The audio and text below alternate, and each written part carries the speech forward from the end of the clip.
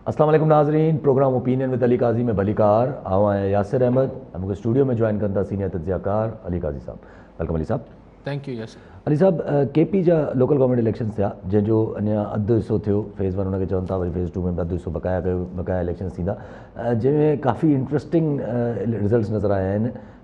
जेके बि डिस्ट्रिक्ट में डायरेक्टली इलेक्टेड मेयर आहिनि सिटीज़ में, उन्हनि में 5 मां त 3 जेके आहिनि उहे मौलाना फज़लुर रहमान साहब जी पार्टी जेका आहिनि उहे खटी वयूं आहिनि। हिकिड़ी एनपी खटी वई आहे ऐं हिकिड़ी पीटीआई लीडिंग में थी हले।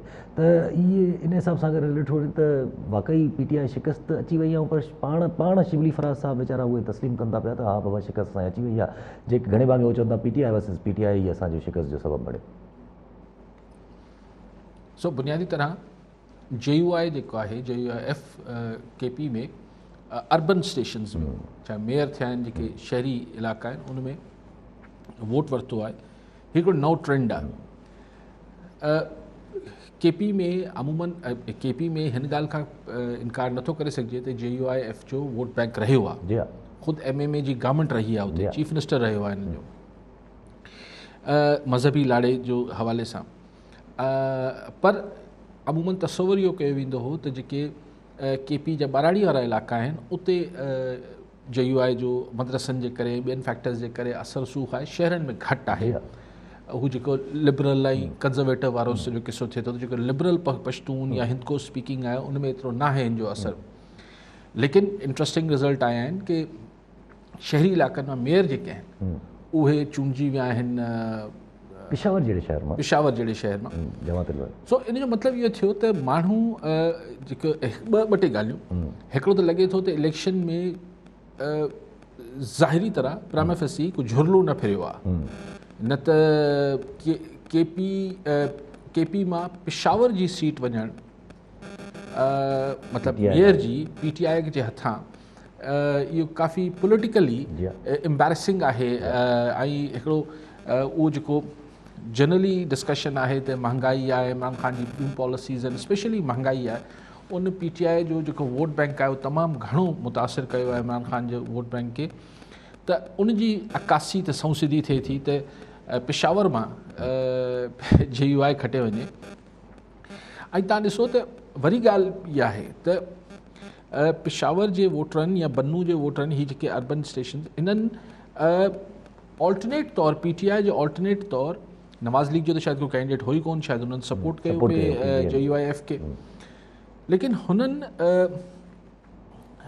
मतिलबु के ॿिए यानी ANP या पीपल्स पार्टी या के ॿिए ॾे लाड़ो न कयो आहे। हुननि खे वरी बि निस्बतन JUIF जेको आहे हू बहितर नज़र आई आहे। शायदि कि MMA जे दौर में कुझु परफॉर्मेंस ॾेखारी हुजे JUI वारनि। सो PTI खे ही हिकिड़ी ज़ाहिर आउं सम्झां थो, मुंहिंजो ज़ाती ख़्यालु आहे त PTI जेको आहे पंहिंजी ॿिनि सूबाई दौरनि में, यानी पहिरीं उहो खटक साहब हो चीफ मिनिस्टर, छा नालो अथनि, परवेज़ खटक साहब चीफ मिनिस्टर हुआ। हुन दौर में बि हिन दौर में हुननि जी सूबाई हुकूमतनि जी परफॉर्मेंस एतिरी ख़राबु न रही आहे। इहा फेडरल हुकूमत जेका महांगाई अची कई आहे, उन वोटर जो ट्रेंड चेंज कयो आहे।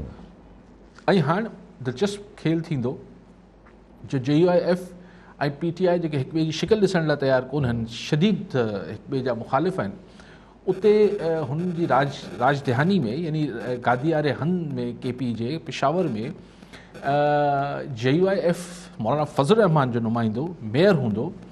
ऐं उहो मेयर ज़ाहिर हुनखे हुननि जो जेको लोकल बॉडीज़ जो बिल या कानून आहे, हुन मेयर काफ़ी बाख्तियार आहे।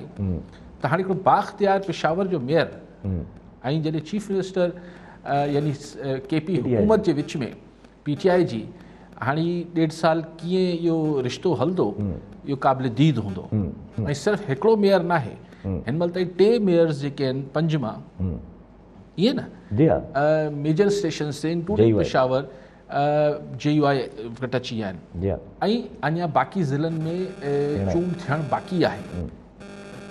सो जेको ख़ुदि PTI बि इहो क़बूलियो आहे, जेको ॿियो हुननि जो यूसुफ़ज़ई,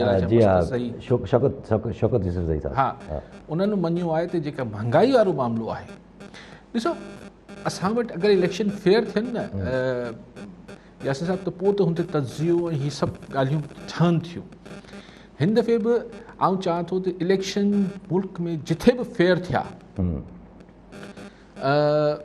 उते पाण खे दिलचस्प रिज़ल्ट नज़र अची वेंदा। जी पंजाब में इन करे मूंखे सेंट्रल GT रोड जी हद ताईं मूंखे को घणो अपसेट नज़र नथो अचे जो फ़िलहाल हुते नवाज़ लीग जी सूरत में हुननि वटि यानी हू वोट बैंक नवाज़ लीग सां इंटैक्ट थियण जा हिक खां वधीक सबब आहिनि। जी महरूमी, आइडियोलॉजी मरियम नवाज़, नेशनलिज्म, ठीकु आहे, एंड एवरीथिंग, ऐं हू जेको शहबाज शरीफ़ जी परफॉर्मेंस रही आहे, तरक़ी ही, सो हू सॼो पैकेज आहे। पोइ सोने ते सुहागा PTI वारा ही जेको महांगाई जो 3.5 साल ॾिठा आहिनि सेंट्रल पंजाब, त उनखां पोइ हुते नवाज़ लीग पंहिंजे पाण खे ॾाढो महफ़ूज़ करे थी, एंड राइटली सो। लेकिन उन सेंट्रल पंजाब खे छॾे करे ऐं कुझु इलाइक़ा सदर्न पंजाब खे छॾे करे बाक़ी सॼे मुल्क में अगरि फेयर इलेक्शन थी वई त तमाशा वॾा थींदासीं। ठीकु आहे साहब। कॉलर सां गॾु आमिर अली कराची मां। जी आमिर साहब, छा चवणु चाहींदा? अस्सलाम वालेकुम।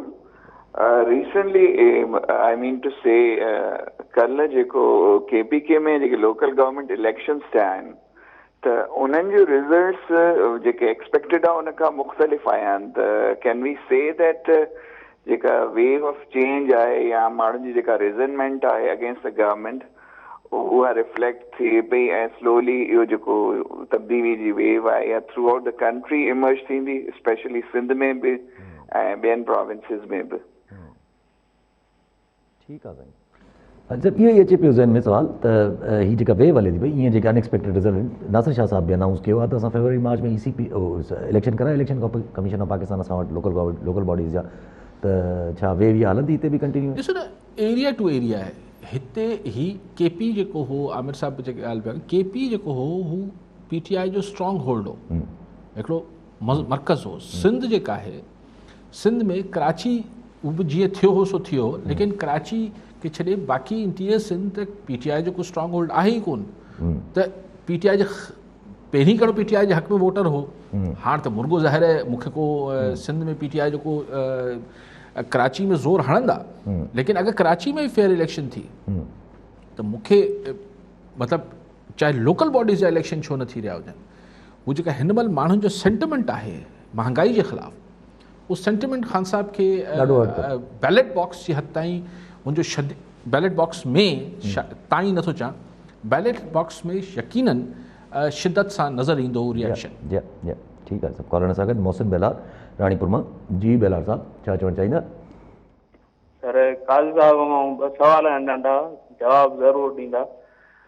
सर पीपल्स पार्टी जो जनम दिन जेको थियो आहे हिन महिल ताईं ऐं जेतिरो माना PTA दौर में लाचारा मिलनि, पाणीअ ते झाड़वा लॻनि, ज़मीनूं सिंध जो विकिरो थियूं थियनि बेरा टाउन जे नाले में। सर हाणे सिंध जो जेको वजूद सूंह आहे, चवनि था जॾहिं धरती पैदा थी आहे कारुंदर जबल आहे तॾहिं ई पैदा थियो आहे, उन जी सूंह खे कटाईअ खे तारीख़ खे कटनि था पिया। त माना पीपल आहे सिंध खे कहिड़े जनम जी माना बदिलो था वठनि। ॿियो सर सहाफ़त थोरो सहाफ़त सर एतिरी दरबदर थी वई आहे जो माना हिकु शहर में 5-5, 6-6 प्रेस क्लबूं ऐं सहाफ़ी अहिड़ा आहिनि, लिखणु पढ़णु बि कोन थो अचे। माना सहाफ़त भला अॼुकल्ह दौरु ॾुखियो अची वियो आहे सर। ठीकु आहे। वैसे बि साईं जे सवाल ते अगरि पंहिंजी ॻाल्हि जेका हले पई पहिरां अगरि उहे रखी छॾियूं त जेका आमिर अली साहब बि सवाल कई त अनएक्सपेक्टेड रिज़ल्ट हिते वेंदा, हिकिड़ो माना ईअं सवाल अचे थो त हुते PTI खे डिफीट थी काफ़ी मुश्किलात पेश आयूं, जंहिं मां ते हिकिड़ो नओं फेस हिकिड़ो साम्हूं अची वियो। छा हिते पीपल्स पार्टी सां अहिड़ो कुझु थींदो? ॾिसो KP जी अगेन तव्हांखे ट्रैक रिकॉर्ड ॾिसणु खपे। ही इंट्रस्टिंग आहे, KP जो वोटर जेको आहे, आवाम जेको आहे, हिकिड़ो दफ़ो हुननि ANP खे खटाए वरितो या अॻियां पोयां, हिकिड़ो दफ़ो हिन खे खटायूं, MMA खे खटायूं, पोइ PTI खटायूं। हिकिड़ो मुसलसल पंहिंजो हिकिड़ो ट्रायल चेंज में बिलीव कनि था त ठीकु आहे यार हीउ माण्हू परफॉर्म न पियो करे, ॿिए खे ॾियूं था। उन उहो जेको असां वटि अहिड़ो मज़बूती सां भाकुर पाए वेही रहूं था न, त हू उते ईअं न आहे। सो उते ही सभु पार्टीज़ पंहिंजे पाण खे ऑल्टरनेट तौरु जहिड़ो बि रखनि थियूं, महिनत बि कनि थियूं। असां वटि इंटीरियर सिंध में स्पेशली पीपल्स पार्टी के अलावा का बि पार्टी जी एफर्ट बि नथी करे न लोकल गवर्नमेंट त सफ़ा न लोकल हुजे न नेशनल में नेशनल में ई नथा जिन्हनि कनि खे न। वांदा हूंदा जिन्हनि खे हा, चार हा। टिकटूं खपंदियूं जी हूंदियूं हा। उहो या नवाज़ लीग ॾेई छॾींदी या PTI ॾेई छॾींदी ऐं पोइ बड़ी हिकिड़ी खाना पूरी थिए थी जी हा। जेके चइजे त हुन इंटीरियर सिंध खे पंहिंजो कनि जीअं नवाज़ लीग ऐं ही सभु पंजाब खां पोइ अगरि कंहिंखे पंहिंजो कनि था त हू KP खे कनि था जी हा जी हा असां वटि हू आहे कोन सो असां वटि सिचुएशन डिफरेंट आहे जी हा ठीकु आहे सभु कॉलर सां गॾु पोइ साईं जी ॻाल्हि ते अचूं था नज़ीर बलोच मीरपुर ख़ास मां जी बलोच साहब छा चवणु चाहींदा हा साईं सभु खां त पहिरीं अली काज़ी साहिब जिन खे अव्हांखे अस्सलाम वालेकुम वालेकुम सलाम अच्छा अली काज़ी साहिब अॼु मुंहिंजो अव्हां खां इहो सुवालु आहे त इन ते तव्हां थोरो तवजो कंदो KPK जी जेके इलेक्शन जी जेके रिज़ल्ट आयूं आहिनि इहे निहायती हैरान कुन आहिनि त तव्हां ॾिसो थी मौलाना फज़ल रहमान जी पार्टी जेको आहे तक़रीबन जेको आहे पंहिंजो KPK में जेको आहे बहितरीन परफॉर्मेंस आई ऐं ईअं ई इन ई हवाले सां रिसेंटली में खानेवाल में बि जेको आहे ही तहरीक लबैक वारनि बि सुठो परफॉर्म कयो आहे बनिस्बत पीपल्स पार्टी जे ऐं सिंध में बि इहा असां ॾिसूं पिया त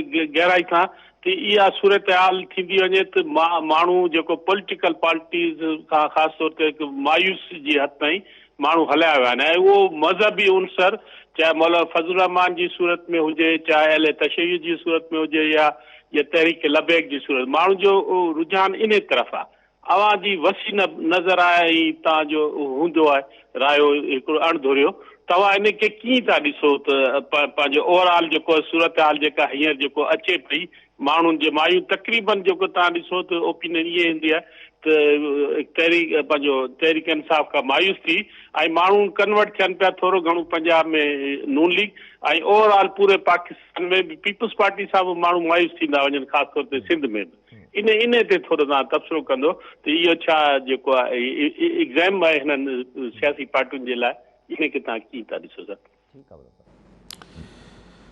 अच्छा बेलार साहब जेको रानीपुर में पहिरीं फ़ोन कयो त हू हिकिड़ी पीपल्स पार्टी ते हिकिड़ो पंहिंजो केस रखनि पिया इहो हुननि जो मौक़ुफ़ आहे ईअं नाहे त सिंध सां इहे ज़्यादतियूं जेके आहिनि उहे रुगो पीपल्स पार्टी दौर में थियूं जेके असांजा हाईवेज़ फेडरल गवर्नमेंट खे लिखी ॾिना हुआ अलीमद महर साहिब जे ज़माने लिखी ॾिना हुआ ही जेके मतिलबु खोड़ सारी शयूं आहिनि जेके पीपल्स पार्टी दौर खां सवा बि थियूं ही कारूंजर वारो मामिलो वॾी ज़्यादती आहे आउं त हिन चाहियां थो पर हिन ते सिर्फ़ु ॻाल्हाइण सां कुझु न थींदो उहा ई ॻाल्हि आहे त ग्वादर वारा अगरि ॿाहिरि निकिरी पंहिंजा हक़ वठी सघनि था ऐं पंहिंजा मुतालबा मंझराए सघनि था त बहरहाल पर हाणे असीं सम्झूं था त सिर्फ़ु ॻाल्हाइण सां या सोशल मीडिया ते स्टेटस रखण सां कुझु थी वेंदो त बहरहाल इहा बि ठीकु आहे मर्ज़ी अथनि लेकिन आहे ज़्यादती जो अगरि कारूंजर असांजी सुञाणप आहे असांजा ॿेला असांजा जबल असांजो दरिया इहे सभु असांजी हिकिड़ी सुञाणप आहिनि उनखे इरेज़ करणु इंतिहाई ॾुखाईंदड़ सूरत हाल आहे पर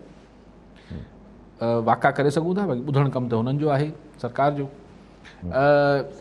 सहाफ़त प्रेस क्लब 5 थी वञनि 6 थी वञनि सहाफ़त जो त छा वञे ऐं त नथो सम्झां त को प्रेस क्लब सां सहाफ़त मज़बूत या कमज़ोर थिए थी प्रेस क्लब त जॾहिं खां जावा आहियूं हूंदियूं आहिनि प्रेस जॾहिं कमज़ोर हूंदी आहे तॾहिं बि साफ़ प्रेस क्लब उहो हिकिड़ी दुनिया में प्रेस क्लब जो मतिलबु आहे त हिकिड़ो बड़ी सहाफ़ियुनि लाइ हिकिड़ो गॾिजी वेहण जो हिकिड़ो टेक्नोलॉजी कुझु बि न आहे ऐं जेके चङा बुर्जुस्ता सहाफ़ी हूंदा असां त असां त डिस्करेज कंदा हुआसीं रिपोर्टर्स खे त भई तूं सॼो ॾींहुं छा प्रेस क्लब में वेहण लाइ वेठो ई छा त असां त दड़का ॾींदा हुआसीं त भई ॿाहिरि निकिरो फील्ड में वञो प्रेस क्लबूं हाणे जेतिरी वञी ठाहे वठनि उहा मर्ज़ी आहे सहाफ़ियुनि जी बाक़ी पढ़णु लिखणु नथो अचे हा साईं इहो हर दौर में रहियो आहे हीउ अॼु जो दौरु न आहे असीं नंढा हूंदा हुआसीं उन महिल बि अंगूठा छाप सहाफ़ी हूंदा पर हाणे उहो त पोइ हुननि इदारनि ते आहे त उहे इदारा हुननि खे छो पंहिंजो रिपोर्टर या सहाफ़ी रखियो वेठा आहिनि उहे इदारनि जी मर्ज़ी आहे अच्छा जेका साईं बलोच साहिबु ॻाल्हि कई बलोच साहिबु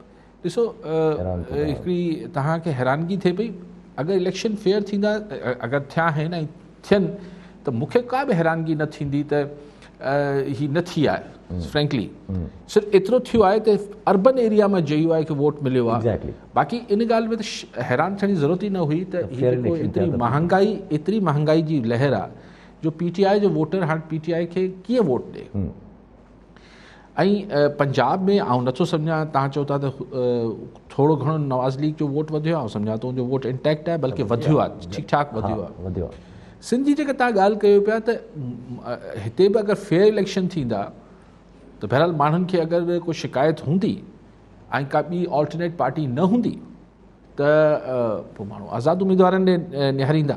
केपी में बि खटिया आहिनि, केपी में बि ठीकु ठाक आज़ादु उम्मीदवार खटिया आहिनि। लेकिन ॻाल्हि इहा आहे त जनरल इलेक्शन में बि पैसो तमामु वॾो फैक्टर हुजे थो, बलदियाती इलेक्शन में त तमामु वॾो फैक्टर पैसो हुजे थो। मतिलबु अगरि उते 5-5 हज़ार रुपया वोट जे हिसाब सां विकिरो ॾियणु माण्हू शुरू थी विया, केर बि कहिड़ी बि धुर, त रिज़ल्ट्स तमामु मुख़्तलिफ़ अची वेंदा।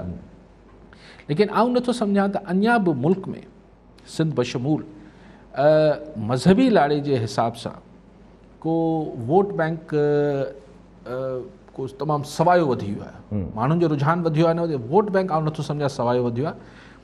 केपी में मां जो गुज़ारिश कयां पियो बलोच साहब त केपी में JUI खे कंसिडर कयो वञे थो as a political power player. हू सिर्फ़ु मज़हबी पार्टी तौरु नथो हुनखे उहे माण्हू वोट कनि था जिन्हनि जो JUI सां मतिलबु मज़हबी को लाॻापो न आहे, हुनजा कमु कनि था, उते हिकिड़ी सियासी पार्टी आहे, हू हुनजे अक़ीदे नज़रिए सां केतिरो इतफ़ाक़ कनि था, केतिरो हू हुनखे ट्रीट कनि था as a political party. Sindh में JUI खे घणे भाङे माण्हू जेके आहिनि उहो उनजे मदरसनि सां ऐं हुन सां कनेक्ट। पोइ ही जेके सुमरो साहिबान फादर बि ऐं ख़ालिद महमूद साहिब बि मरहूम ऐं शहीद, ऐं ही बि राशिद महमूद, ही वरी बि एक्टिविटी कनि था त माण्हुनि सां जनरली हिकिड़ी इंटरेक्शन कनि। लेकिन अञा बि हिते आम माण्हू उहे कनेक्टेड न आहे वोट जे हिसाब सां।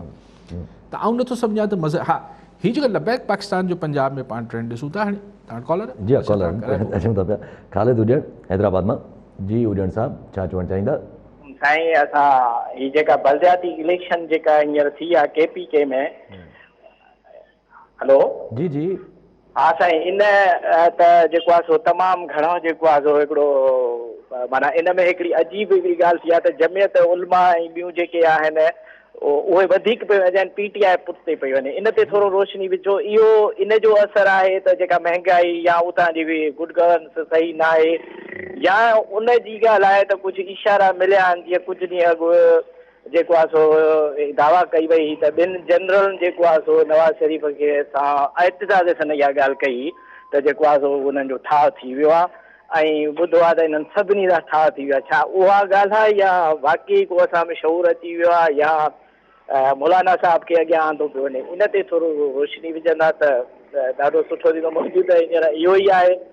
ऐं साईं ठीकु आहे उन्हनि उजड़ साहब सॼे हिन महिल ताईं प्रोग्राम में इन ई ॻाल्हि ते रोशनी विझण जी कोशिशि कयूं पिया। लेकिन जेको हीउ नुक़्तो तव्हां ॿुधायो पिया त को इशारो आहे, ॾिसो इशारो अगरि को पोयां मामलात एडजस्टमेंट्स थियनि बि पियूं अपोज़िशन सां, असांजी इस्टेब्लिशमेंट जा के मामलात बहितर थी बि रहिया आहिनि, त को इस्टेब्लिशमेंट इहा कमिटमेंट थोरी ॾिनी हूंदी त असीं तव्हांखे प्लेट ते रखी ॾींदासीं। ऐं जेका अपोज़िशन आहे उहो इस्टेब्लिशमेंट खां या जेके ॿियूं क़ुवतूं आहिनि हुन खां घुर बि इहे कनि थियूं त असांखे फेयर इलेक्शन कराए ॾियो। सो फेयर इलेक्शन अगरि KP में थी आहे त जीअं मूं गुज़ारिश कई पई त हुते JUIF सिंध वारो या ॿियनि इलाइक़नि वारो मामिलो न आहे। बलूचिस्तान ऐं KP में त भुट्टे साहिब जे ज़माने में बि हिननि जी नैप सां गॾु हुकूमत हुई, त हीअ हिकिड़ी JUIF KP में ऐं बलूचिस्तान में हिकिड़ी पॉलिटिकल वोट बैंक रखंदड़ इक़्तिदारी सियासत कंदड़ धुर आहे। हू त प्रेशर ग्रुप न आहे सिर्फ़ु जीअं असां वटि या तो JUI जो हुते खटणु को एॾी को अचंभे जी ॻाल्हि न आहे। हा अर्बन एरियाज़ मां खटणु इहो थोरो हिकिड़ी डिफरेंट त इन जो मतिलबु इहो थियो त उते जो माण्हू महांगाई जे करे जेको ख़ान साहिब खां नाराज़ थियो आहे त हुन वरी चॉइस जेको आहे एक्सट्रीम अपोज़िट रखियो, एक्सट्रीम अपोज़िट रखियो। जी हा मतिलबु इहो आहे त ख़िलाफ़ बि ॾींदासीं, अहिड़े खे ॾींदासीं भले तूं जेको नाराज़ थी हुन सां तोखे न वणे ॻाल्हि। बाबर मरी सांगड़ मां। जी मरी साहब छा चवणु चाहींदा? अस्सलाम वालेकुम। वालेकुम सलाम। अली काजी साहब के सलाम हुजे या सभा हमारे बिलखसूस सलाम हुजे। वालेकुम सलाम। हाँ बा मुझे अर्ज़ी हुआ त तक़रीबन अॼु खां 2-3 महीना पहिरियां नासिर शाह साहब विया निशरतुल इबाद वटि दुबई में वञी मुलाक़ात कयूं, ठीकु आहे सर। उन खां पोइ फारूक सदार साहब मुलाक़ात थी, आमिर खान साहब सां थी। उन खां पोइ जेका असांजी सियासत सिंध वारी थी वई न, ॾंद चकमाए थी वई हली। हा उन खां पोइ जो अॼु वरी जेका असां KPK में ॾिसूं पिया त माशाल्लाह सभु टोटल जा टोटल जेके आहिनि आज़ाद उम्मीदवार अची हलिया, मौलाना फज़ल रहमान अची हलिया, कुझु अहिड़े नमूने सां मां अली काज़ी खां इहो यानी की चवंदा आहियूं हुते जी सियासत अलॻि आहे, असांजी सियासत अलॻि पई हले। हिते ॾंद चक पिया हलनि, हुते आज़ाद उम्मीदवार पिया खटीनि बस इन बारे। ठीकु आहे साईं। जब KPG इलेक्शन में हिकिड़ो ईअं ई सवाल बि अचे थो त KPG इलेक्शन लोकल गवर्नमेंट जी ख़ासि करके काफ़ी फेवरेबल सिचुएशन बीठी आहे कंसिडरिंग अफगानिस्तान, अगरि का रिलीजियस पार्टी विन करे थी त। हा हुते मुलाक़ात भी शायद फॉरेन मिनिस्टर फजल रहमान सां कई है। बहरहाल वो भी बल्दियाती इलेक्शंस हैं, लेकिन मेयर पेशावर जो exactly father of the city हूंदो, वो चीफ मिनिस्टर KP यानी PTI चीफ मिनिस्टर के टफ टाइम त ॾींदो। 1.5 साल जेको आहे ही तमाशो त ठीकु ठाक थी वियो ऐं हाणे हुते पावर्स घटाइनि त ॿी ॻाल्हि आहे। सो हिकिड़ी ऐं लेकिन हाणे JUIF जे मेयर्स खे बि परफॉर्म करिणो पवंदो ताकी 1.5 साल खां पोइ जेके जनरल इलेक्शंस थियनि उन में JUI पंहिंजो वोट बैंक इंटैक्ट रखी सघे। बाक़ी हाणे सिंध में फेबरवरी मार्च में नासिर शाह साहब चवनि था तयारु आहियूं, फेबरवरी मार्च ताईं त हा पहिरियों मरहलो शायदि मार्च में करे वञनि, छाकाणि त हुन में त तयारी करणी हूंदी आहे, शेड्यूल अनाउंस थियणो हूंदो आहे, पर मार्च में न त अप्रैल में कंदा अगरि थियणी वञे। ऐं हाणे त आसिफ ज़रदारी साहब बि एक्टिव थिया आहिनि, ॾिठो उन्हनि खे।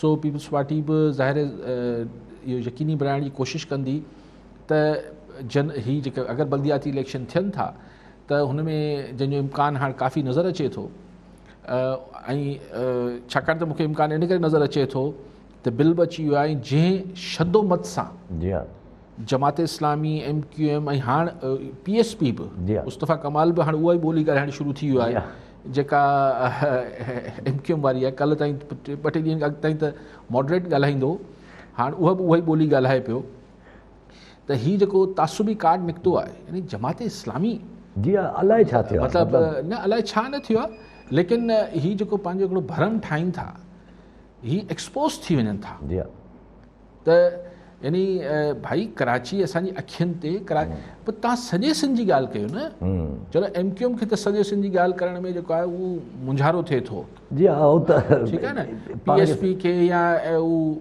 उनजो मंशूरी अहिड़ो आहे हक़ीक़ी खे हाणे उहो त पंहिंजी हुनमें हुननि जी त सियासत ई आहे। पर जमात इस्लामी जॾहिं कराची में इलेक्शन खटण जे ख़्वाहिश में हाणे धरनो हणनि था 31 मार्च ते न 31 डिसंबर ते 31 डिसंबर ते सिंध असेंबली साम्हूं धरनो हणंदा। ॻाल्हि इहा आहे त पंहिंजो नैरेटिव ठीकु करे जमात इस्लामी मतिलबु ख्वाहिश करे सघे थी, न करे त न करे, मर्ज़ी आहे मतिलबु इहो महसूसु सिंध जे माण्हुनि खे न कराइनि त हीअ बि ग्रोही सियासत कनि थी करे थी जमात इस्लामी बि MQM वांगुरु। ऐं जेका ॿोली कल्ह सिराज साहब ॻाल्हाई आहे या कल्ह ॿोली जेका मुस्तफ़ा कमाल ॻाल्हाई आहे त इन मां सभु ॻाल्हियूं मूंखे लॻे थो इलेक्शन न थियनि पियूं। सभिनी पंहिंजी दुकान ते छंड फूक करे जेको आहे तयारु कया आहिनि, उज़ार तयारु कया आहिनि, तासुब नफ़रत सभु जेका उज़ार हुजनि था। सो लेकिन अगरि इलेक्शन फेयर थी, ॾिसणो आहे त सिंध में इलेक्शन ज़ाहिर सिंध गवर्नमेंट कराईंदी त इलेक्शन फेयर अगरि थी त तव्हांखे कई जाइनि ते सिंध में बि तव्हांखे थी सघे सरप्राइज़ मिले। आज़ाद उम्मीदवारनि जी नज़र में ठीकु आहे। कॉलर सां गॾु इकराम ख़ासकली मातलीमा जी, ख़ासकली साहब छा चवणु चाहींदा? अस्सलाम वालेकुम यासिर साहब। वालेकुम सलाम। यासिर साहब, काज़ी साहब खां आउं तजवीज़ घुरंदुसि ही जेका JUI जी जेका जीत थी आहे हींअर ऐं वो उर्दू मीडिया जे मुताबिक़ अपसेट आहे। चलो अच्छा, इन में इहो आहे त जेके हुननि जा ॿाहिरि जा इलाइक़ा आहिनि ठीकु आहे, उन में जा ॻाल्हि सम्झ में अचे थी, पर जेके शहरी इलाइक़ा आहिनि इन में JUIF जी जेका जेको आहे जीत आहे उनजो कहिड़ो पासो आहे? हिकिड़ो छा हुनजो जेको मज़हबी पासो आहे उन जे करे हुनजी जीत थी आहे? नंबर ॿियो, छा हुननि जी जीत जो जेको तालुक़ु आहे उहो जेका हींअर हुननि एक्सट्रीम तमामु सुठी मुखालफ़त कई आहे या तमामु मुखालिफ़ धुर जो किरदारु अदा कयो आहे उहो आहे क्यों नून लीग या पीपुल्स पार्टी या ANP जे पारां जेका मुखालफ़त हुअणु खपे हा या जंहिं तरीक़े सां हुअणु खपे हा उहा कोन थी सघी, जंहिंजे करे ई JUIF खे माण्हुनि चूंडियो आहे। इहे 3 पासा आहिनि। अच्छा, ॿियो काई साहब खां पुछा कंदा जेको तजवीज़ घुरंदुसि त 8 अप्रैल ते साईं जिन असांखे अख़बार जो तोहफ़ो ॾिनो, 8 ते वरी टाइम न्यूज़ जो ॾिनो, त हाणे छा 8 ते ई वरी उर्दू मीडिया जो जेको साईं वञे पियो टीवी चैनल खोलण, उन ते तोहफ़ो मिलंदो असांखे? महिरबानी। ठीकु आहे। सही, अलाए छो आउं वज़ाहत न पियो करे सघां। ॾिसो, JUIF खे KP में मज़हबी त हुनजो हिकिड़ो जेको हुन सां यानी मदरसे सां ताल्लुक़ु हुजे, हुनजे फ़िरके सां, हुनजी सोच सां, उहो आहे। लेकिन हिकिड़ो तमामु वॾो हल्को जेको आहे, हुनजो वोट बैंक जेको JUIF जो आहे, उहो को हुनजे मदरसनि मां पढ़ियल कोन्हे। हू हुनखे as a political party treat करे थो। जे छा पॉलिटिकल पार्टी असां वटि जीअं हूंदी आहे त बाबा कंहिंखे छॾाइणो आहे, कंहिंखे ॿधाइणो आहे, कंहिंखे नौकिरी वठी ॾियणी आहे, कंहिंखे ट्रांसफ़र कराइणी आहे, कंहिंजी पोस्टिंग कराइणी आहे, कंहिंखे ठेको वठी, हीउ जेको सॼो कमु थींदो आहे पंहिंजे हुकूमती दौर में, रोड रस्ता ठाराए ॾिना, स्कूल, जेको बि थींदो आहे, हीउ सॼो किसो जेको थींदो आहे, जेको असां वटि असांजी मुरवरी सियासत में थींदो आहे, त उहो JUIF कंदी आहे, हुते कंदी आई आहे। ऐं हुनखे इक़्तिदारी सियासत जो प्लेयर चयो वञे थो। यकीनन इहा ॻाल्हि उथंदे हैरत जो इज़हार कयो त शहरी इलाइक़नि मां हुनजे खटण जा 2 फैक्टर थी सघनि था। हिकिड़ो फैक्टर इहो थी सघे थो त जेको नून लीग जो वोटर आहे, हुन बि सपोर्ट कयो, हुननि जो माण्हुनि बीठल आहे, त हुननि जी ऐं नून लीग जो पेशावर में वोट बैंक आहे, सुठो वोट बैंक आहे, स्पेशली हिंदको बेल्ट में नून लीग जो हज़ारा, हितां सभु जेको वेंदे नथिया गली ताईं, हिन पासे ताईं, हिननि जा सुठो vote bank Hindko speaking belt में आहे नून लीग जो। त पेशावर में बि हिकिड़ो गच आबादी जेका आहे, मेजॉरिटी हिंदको स्पीकिंग आहे। त हाणे उन नून लीग छो पंहिंजो न बिहारियो, शायदि वोट विरहाइजी वञे आहे, इहो ई चाहिनि पिया। त हिकिड़ो फैक्टर त आउं सम्झां थो त नून लीग जी सपोर्ट जेका आहे, उनजे करे JUIF जो माण्हू खटियो आहे। ॿियो फैक्टर इहो आहे त शायदि जेको KP जो माण्हू जेको इमरान ख़ान या PTI मां बेज़ार थियो, हू वापसि पीपल्स पार्टी ANP ॾे न वञणु चाहींदो हुजे। जी, हू PDM में ई रहणु चाहींदो हुजे, नून लीग या JUIF में। मतिलबु हू हुन जेको ऑप्शन, ॿिया ऑप्शन कहिड़ा हुआ, पीपल्स पार्टी ANP, हुन न वञणु चाहींदो हुजे। हुन वटि जेको बेस्ट ऑप्शन नज़र आयो, JUI नज़र आई, जंहिंखे सपोर्ट नून लीग जी आहे। सो अपरेंटली ईअं लॻे थो, पर हुनमें हिकिड़ो वॾो फैक्टर शहरनि मां खटण जो JUIF जो इहो बि हूंदो। ऐं मूंखे लॻे थो आहे त नून लीग जी सपोर्ट हुई, हिंदको स्पीकिंग माण्हुनि हुनखे वोट कयो हूंदो। ॿी ॻाल्हि आहे। सो जी हा, बाक़ी हा ठीकु आहे, अॻिते हलंदो पिया। सभु जेका पाण ॻाल्हि कई आसिफ अली ज़रदारी साहिब जी, त निकिता आहिनि ॿार। अॼु नवाबशाह में हिकिड़े हंधि किताबु करे ॻाल्हाए रहिया हुया पंहिंजे आवाम सां। उते हू चवनि था त मूंखे चयो वियो त को फार्मूलो ठाहियो वञे, कोई तरीक़ो कार कढियो वञे, हुकूमत खे माना सेटिंग कई वञे। त मां हुननि खे चयो त भई तव्हां फार्मूलो ठाहे मुल्क जो बेड़ो गर्क कयो आहे, हाणे हिन वक़्तु हिकिड़ो ई चारो आहे त हिन हुकुमरान खे कढो, हुनखां पोइ पीपल्स पार्टी वेठी आहे संभालण लाइ।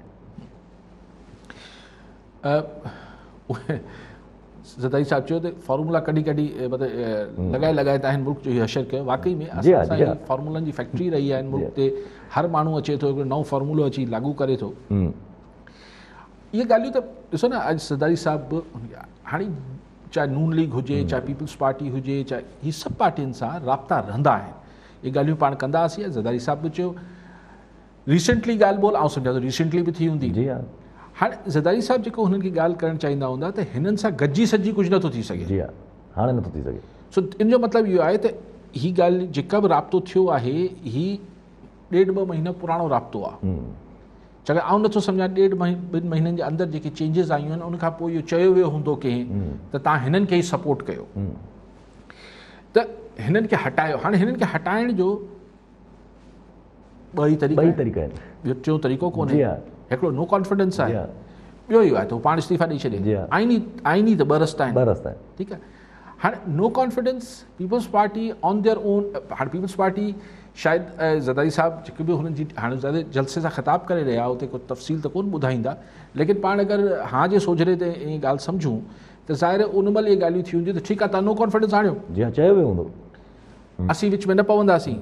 ऐं हुननि हिकिड़े ज़माने में यूसुफ रज़ा गिलानी जे सेनेटर थियण जी सूरत में इस्लामाबाद मां हुननि इहो ॾेखारियो बि त भई ठीकु आहे, असीं न्यूट्रल बि रही सघूं था। जी हा, ॾेखारियो हुयो। लेकिन नून लीग हुन लाइ राज़ी न आहे। सो लेकिन बेसिकली ज़रदारी साहब वरी इहा ॻाल्हि कई त हू केपेबल आहिनि मुल्क खे हलाइण लाइ, बावजूद हेतिरे डेफिसिट थी वियो आहे, हेतिरी महांगाई थी वई आहे, सभु कुझु आहे, लेकिन हाणे सिर्फ़ु हुननि जो राज़ी थियणु तमामु ज़रूरी आहे। लेकिन हू अगरि मुंहिंजी सुई हिते अटकी पए थी, जेका मूंखे ॻाल्हि सम्झ नथी अचे, मे बी मुंहिंजी सम्झ घटि आहे, त GT रोड खे किथे खणी वेंदा? अगरि नवाब शाह ऐं लाड़काणे सां कॉम्प्रोमाइज़ करे वठंदा त GT रोड किथां विच में हलियो वेंदो? जी हाँ, जी हाँ, इहो $1 मिलियन जो सवाल आहे, इहो सम्झ नथो अचे। जी हाँ, जी हाँ। ठीकु आहे, सभु कॉल सां गॾु मीर ख़ादिम रज़ा टालपुर, पीरोकोट मां। जी टालपुर साहब, छा चवणु चाहींदा? साईं सलाम अलैकुम। वालेकुम सलाम। अॼु त इहो घणे टाइम खां इहो ॿुधां पियो जेको आहे पंहिंजो इलेक्शन जो, त भला इहो खणी जस ॾियो इमरान ख़ान खे त KP में पंहिंजो फेयर इलेक्शन थी आहे जो उन जूं अपोज़िशन पार्टियूं खटे आयूं आहिनि। ॿी ॻाल्हि इहा आहे त हिकिड़े इमरान ख़ान सां 10 पार्टियूं 11 पार्टियूं गॾिजी इलेक्शन में विढ़नि पयूं। असां हिकिड़ो मक़रूज़ कर्ज़ी मुल्क हर शइ छॾी आहे, 8-10 सालनि खां उते हुकूमत आहे, हुकूमत सां हमेशह माण्हुनि खे शिकायतूं हूंदियूं आहिनि जेको आहे, पर हिकिड़ी शइ फेयर इलेक्शन थी आहे। हाणे तव्हां ॾिसो त भई मौलाना बि चए थो भई असां खटियो, अॻिले में जेको आहे सो तव्हां असांखे हाणे छॾियो त असां मैदान क्लियर कयो। आसिफ साहब चए थो असां सां डील कयो पर हुकूमत मां जान छॾाए कयो। अवाम खे इहो ॾसियो थो वञे त माना तव्हां त कुझु कोन्हे को बाबा, जेके करण वारा आहिनि उहे मथे वेठा आहिनि, उहे ई कुझु करण वारा आहिनि। उहे अवाम में इलेक्शन छो पई थिए, माण्हुनि में छो पिया अचनि? मूंखे त सम्झ में कोन थो अचे। एॾा सारा सभु लीडर आहिनि, पढ़िया लिखिया माण्हू आहिनि, जेको वञे थो उहो चए थो भई असांजी डील पई थिए, असांखे डील पई मिले, असांखे हे पियो थिए हो पियो थिए। बाबा पोइ इलेक्शन जो ढोंग छो थो रचायो वञे? 2 साल उन्हनि सां डील करे कोई वज़ीर आज़म चूंडिजी वेही रहे बसि पाण ई। हिन मुल्क जो अलाए छा थियणो आहे भई, हिन जा त पेर ई अलाए काॾे था वञनि, असांखे त सम्झ में ई कोन। ठीकु आहे, ठीकु आहे टालपुर साहब।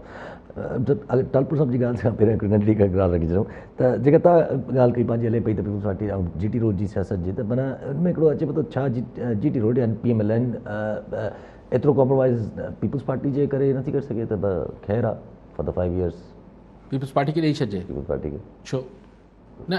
मूंखे एतिराज़ कोन्हे, कुझु न हुजण खां त आउं नथो सम्झां। क्वेश्चन इहो आहे त पावर गेम कंदड़ पॉलिटिकल पार्टीज़ हिकिड़े हद ताईं रोज़ो रखी सघनि था, न त पोइ जेको आहे माण्हुनि खे माण्हुनि जा कमु नथा थियनि ऐं माण्हू पासीरो थियणु शुरू थियनि था। हीअ जेका टालपुर साहब ॻाल्हि कनि पिया, उहो त ख़ैर तव्हां भले क्रेडिट ॾियो त हुननि फेयर इलेक्शन कई, यानी असां वटि ठीकु कमु करण जो बि क्रेडिट ॾियणु खपे। बिल्कुलु हाज़ुर मीर साहब इहो ठाहियो ऐं चए त 11 पार्टियूं गॾिजी विढ़नि पियूं। साईं पोइ सभिनी खे पाण ई दूर कयो अथसि।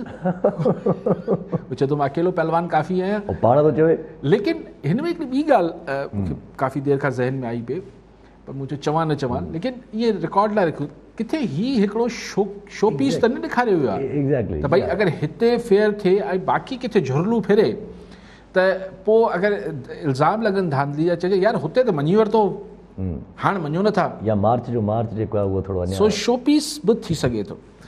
अच्छा, ॿी ॻाल्हि साईं चवनि था त सही पोइ अवाम में अगरि हर को चए थो त डील थिए पई या डील थी वेंदी, सही फैक्ट आहे न मीर साहब, हक़ीक़त त इहा ई आहे न। तव्हां अवाम में केतिरा ई मक़बूल हुजो, अगरि हू हुतां तव्हांखे रुकावटूं अचनि थियूं या ब्रेकूं लॻनि थियूं त तव्हां नथा अची सघो न। नवाज़ शरीफ़ साहब, इहा हिकिड़ी नवाज़ शरीफ़ मिसाल आहे, बेनज़ीर भुट्टो मिसाल आहे, खोड़ मिसाल आहे। ज़ुल्फ़िकार भुट्टो खे त हटाए छॾियूं मुर्गो, लेकिन ॻाल्हि इहा आहे त न मथां हाणे छॾियो शेख मुजीब जो मिसाल नथा ॾियो। ॻाल्हि इहा आहे त इहो हिकिड़ो फैक्ट आहे न, रियलिटी ऑफ लाइफ आहे। ॿी ॻाल्हि इहा आहे त असांजे मुल्क में हेठि जेको नंढो पोलिंग वारो, 2 पोलिंगूं 1 पोलिंग जो धणी, जेके पोलिंग जा धणी हूंदा आहिनि सो कॉल्ड, उहो बि ॾिसंदा आहिनि। अच्छा हिननि जो हुते ठा थी वियो आहे त माना हीअ त इक़्तिदार में अचनि था, अचो हिननि सां गॾिजूं। सो असां वटि इहा ॻाल्हि हक़ीक़त बि आहे ऐं हीअ सियासी तरह चई बि वञे थी ताकी माण्हुनि खे आथत थिए त बाबा वोट ॾींदा त हुननि जो वोट जेको आहे ग़ाइब न थी वेंदो। जी हा, जी हा, कहिड़े न कहिड़े तरीक़े सां इहो सियासतदाननि खे बि फ़ाइदे में पए थो, उहो पाण ई हलाइनि था हिन सिस्टम खे। ठीकु आहे सभु कॉलर सां गॾु शर्जील मेमण नवाब शमा। जी मेमण साहब, छा चवणु चाहींदा? हा सही, मां जेका OIC कॉन्फ्रेंस हले पई इस्लामाबाद में, उन हवाले सां ॻाल्हाइणु चाहींदुमि त तमामु सुठी जेको आहे काविशूं आहिनि PTI हुकूमत जूं या उनजे पुठियां जेके हथ आहिनि त कॉन्फ्रेंस कॉल कई अथऊं 74 खां पहिरियों दफ़ो वॾी का कॉन्फ्रेंस थी आहे पाकिस्तान में, पर जंहिं मक़सद लाइ ॾिसो कॉन्फ्रेंस थिए पई उहा आहे अफ़गानिस्तान जो मक़सदु। त पूरी दुनिया में जेको तासुर आहे अफ़गानिस्तान जे बारे में, त उहा हुकूमत बाए गन जेको आहे बाए फोर्स जेको आहे उहा उन्हनि हासिलु कई आहे। उन खां पोइ जेके उते वार क्राइम्स थिया आहिनि उन्हनि जी असां रिपोर्टिंग न पई थिए, पर ॾिसो BBC आहे, CNN आहे, खोड़ सारा इंटरनेशनल मीडिया जेके ॻाल्हियूं कनि था, त उहो टारगेट बणाए जेको आहे उते उन्हनि पुराणनि जेको सहाफ़ियुनि खे, उन्हनि पुराणनि जेको उस्तादनि खे जेको टारगेट किलिंग कनि पिया, उन्हनि खे जेको साॻी तरीक़े सां ज़िबह कंदा अचनि पिया, औरतुनि जे मथां तशदुद कनि था, या उते जेको आहे त इहे खोड़ सारा ॾिसो वार क्राइम्स आहिनि जेके उते हलनि पिया, जेके इंटरनेशनल मीडिया वॉच करे पई। त इहा कॉन्फ्रेंस इन करे नाकाम आहे जो तालिबान ॾिसो तव्हां कॉपरेट नथा कनि, जिन जेको आहे शर्तुनि ते जेको आहे ओमान में जेके सयूं थियूं त जेको तव्हां इंटरनेशनल जेके ह्यूमन राइट्स आहिनि तव्हां उन्हनि खे वायोलेट न कंदव, तव्हां उन्हनि खे जेको आहे ओबलाइज कंदव, उहे सभई ॾिसो वायोलेशन उते थिए पई। ऐं वरी मुश्किल सां जेको आहे ॾिसो हिन असां खणी केतिरो बि सीनियर पेश कयूं अफ़गानिस्तान में वॾो हिकिड़ो इंसानी अलमियो आहे, पर असां जेको हेल्प जेके इंटरनेशनल मीडिया या इंटरनेशनल जेको एजेंसियूं कनि त कहिड़े बेस ते कनि। ॾिसो जेसि ताईं तव्हां उते जेको आहे उहे सभई शयूं एक्सेप्ट न कंदव, इंटरनेशनल रूल्स एंड रेगुलेशन जी पाबंदी न कंदव, तेसि ताईं काई बि डोनर एजेंसी तव्हांखे या अमेरिका वग़ैरह तव्हांखे फंड्स न ॾींदी। ॿी ॻाल्हि जेको आहे मां हिकिड़ी इहा गुज़ारिश कंदुमि जेको आहे पंहिंजी एस्टेब्लिशमेंट खे बि, त जेको आहे ॾिसो जहिड़े तरीक़े सां CIA आफ्टर 60 years जेको आहे पंहिंजा क्लासिफाइड पेपर जेको आहे उहा ज़ाहिर कंदी आहे, बिल्कुलु 55 खां पोइ खोड़ सारी उन्हनि शयूं ऑन द रिकॉर्ड जेको आहे उहो ॾिनियूं आहिनि। जेको आहे अहिड़े तरीक़े सां असांजी जेका पंहिंजी जेको आहे एस्टेब्लिशमेंट आहे जेके उन खोड़ सारियूं जेके कंस्पायरेसीज़ कयूं आहिनि उन्हनि खे बि हाणे डीक्लासिफाई करणु खपे, त जीअं थोरी राय आहे मां थोरी हिकिड़ी जुड़े। जेको आहे ॾिसो इलेक्शन जो माहौल आहे ऐं थोरो हाणे चेंजिंग हुजणु खपे, थोरी वैरायटी हुजणु खपे, जेको आहे थोरो स्पेस जेको आहे थोरा नवां रूम्स जेको आहे उहे अचणु खपनि। Thank U. काफ़ी ॻाल्हियूं करे विया साईं। साईं ॾिसो तव्हां चयो त कहिड़े बेसिस ते अफ़गानिस्तान खे इंटरनेशनल कम्युनिटी जेको आहे हू सपोर्ट करे, ही चवनि था ह्यूमनिटेरियन बेसिस ते, इंसानियत जी बुनियाद ते, न हू औरतुनि खे हक़ मिलनि था नथा मिलनि। मेमण साहिबु इहो छा तव्हां वाकई में सम्झो था त इंटरनेशनल कम्युनिटी जेको आहे अफ़गानिस्तान खे इन हवाले सां परेशान आहे? त पोइ ही अफ्रीका जे मुल्कनि में छा पियो थिए? जी हा, ही जेके ज़माने खां ही जेके असांजे मिडल ईस्ट में छा औरतुनि खे हाणे वञी ड्राइविंग करण जो हाणे हक़ ॾिनो अथनि, उन ते ताड़ियूं वॼाइनि था, औरत ड्राइविंग कंदी वॾी ॻाल्हि थी वई। जी हा, सो उनखां सपोर्ट, इहो हिकिड़ो सिर्फ़ु हिकिड़ी साम्हूं रखण वारी शयूं आहिनि। पसे पुष्ट ॿिया एजेंडाज़ हुजनि था, ॿिया मुफ़ादात हुजनि था, को ठीकु आहे, पोज़ीशनिंग हुजे थी। OIC बि केतिरो करे सघी आहे? ऐं मतिलबु हिकिड़ा शायदि हिकु अरब रियाल सऊदी अरब ॾिना आहिनि, उहो बि हाणे जेतिरे प्रोसेस मां पोइ जेतिरी हुननि जी प्लेज थींदा, प्लेज कया अथनि, हाणे जेसि ताईं अचनि जेको थिए। लेकिन देर सवेर जेको इंटरनेशनल कम्युनिटी आहे उहो हिन में हथु न कढंदी, पर हू एतिरो मज़बूत अफ़गानिस्तान खे न थियणु ॾींदी, छाकाणि त अगरि अफ़गानिस्तान स्टेबल थींदो त पाकिस्तान जी स्ट्रेटेजिक जेका जियोपॉलिटिकल हिते एरिया में जेका सिचुएशन आहे उहा बेहतर मज़बूत थींदी। सो ही सभु शयूं पाण में जुड़ियल आहिनि।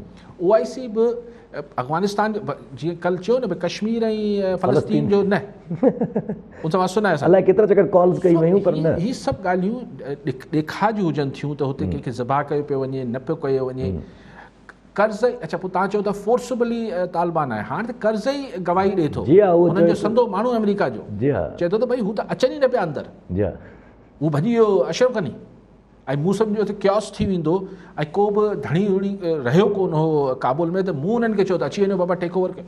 सो सी हिकिड़ी शयूं सिर्फ़ु ॾेखा लाइ हुजनि थियूं शजीद साहब, ही को NGO न आहे, ही को डोनर के NGO के फंड्स न पियो ॾे, this is political funding. International forces पंहिंजी प्रायोरिटी ते ऐं पंहिंजी मुफ़ादात खे ॾिसी हिते स्टेबल कनि, पाकिस्तान स्टेबल थिए, अफ़गानिस्तान स्टेबल थिए, माना चाइना जो रूट ठहे, सभु ॻाल्हियूं आहिनि न। जी हा, जी हा, वॾी सरकार खे त सभु ॾिसणो हूंदो आहे कि भला। अच्छा, पर हिन में OIC मीटिंग खां पोइ हिकिड़ी ॿी शइ नज़र आई त पहिरियों चकर अफ़गानिस्तान मां आवाज़ उथी आहे, हामिद करज़ई साहब चवनि था त पाकिस्तान असांजी एडवोकेसी न करे, पाकिस्तान इंसल्ट थो करे। उहो त एक्चुअली इमरान ख़ान करप्शन जो जेको इल्ज़ाम हुयो त इमरान ख़ान त चए थो न मतिलबु पाकिस्तान जो मसइलो इहो आहे सभु, त हुते करप्शन थी। हाणे करप्शन वधि में त अफ़गानिस्तान में थी, उहो करज़ई दौर में थी। जी हा, अशरफ गनी बि घटि न कई, जी हाँ, हुन बि घटि न कई। लुट मारे सॼा अरबे डॉलर खाई विया ऐं अमेरिकन ओॾीमहिल माठो आहे। चाहे अमेरिकन खे ख़बर न हुई त करज़ई ऐं ही अशरफ गनी कहिड़ी करप्ट हुकूमतूं आहिनि, त हाणे करज़ई चए थो त मुर्गो तव्हांजी एडवोकेसी जी ज़रूरत न आहे। हाणे मतिलबु इररिलेवेंट थी विया ख़ैर हामिद करज़ई ऐं ही सभु माण्हू त, लेकिन व्हाट आई एम सेइंग कि सुठी ॻाल्हि आहे असांजो पाकिस्तान जो OIC जे हवाले सां हिकिड़ो इंटरनेशनल एक्सपोजर थियो, असां शयूं रखियूं, असां पंहिंजी पोज़ीशनिंग ठीकु कई आहे, लेकिन ये कोई जो क्विक सोल्यूशन न निकिरंदो। भले औरतुनि खे समूरा हक़ ॾेई छॾीनि अॻवान, वरी कुझु ॿारनि जा हक़ निकिरी ईंदा, वरी बुज़ुर्गनि जा हक़ निकिरी ईंदा, कुझु न कुझु निकिरी ईंदो। सो हू चवंदा अच्छा इलेक्शन त कराई कोन, हो अच्छा इलेक्शन त तव्हां कराई कोन अॻवान सां। सो हू को न को जवाबु जेसि ताईं हुननि जा जेके पंहिंजा स्ट्रेटेजिक इंट्रस्ट आहे अमेरिका बहादुर जा उहो हल न थींदा, इकनॉमिक ऐं स्ट्रेटेजिक इंट्रस्ट जेके आहिनि, तेसि ताईं हिन में वरी बहाना आहिनि। ठीकु आहे, सभु महिरबानी सभु नाज़रीन, अॼु जे प्रोग्राम जो वक़्तु पूरो थियो, पर मिला ईंदड़ प्रोग्राम में दुआनि में।